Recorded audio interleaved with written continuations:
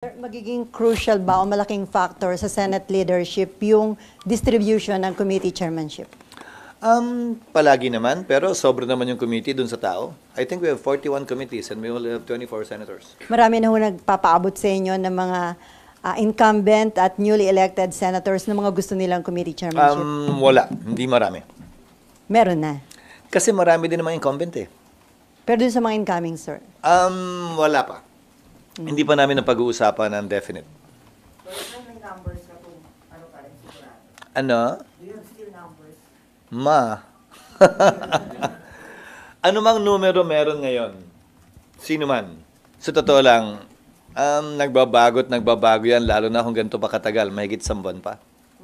But you want to still be the Senate President for the 20th? I will not shirk from that responsibility, let's put it that way. Hindi ko tatalikuran yung responsibilidad at pagkakataon na yon. Pero magiging open ka, sir, sa ano yun? Term sharing? Hindi ko alam kung saan galing yon, kaya hindi ko kokomentaryuhan yan. Sir, pero Hindi galing sa akin yan. pwede maging option yun, sir.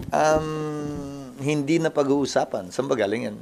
Hindi, may mga previous kasi di ba na nangyari, sir? Bigla naalala niyo yung mga president dyan sa impeachment? Hindi.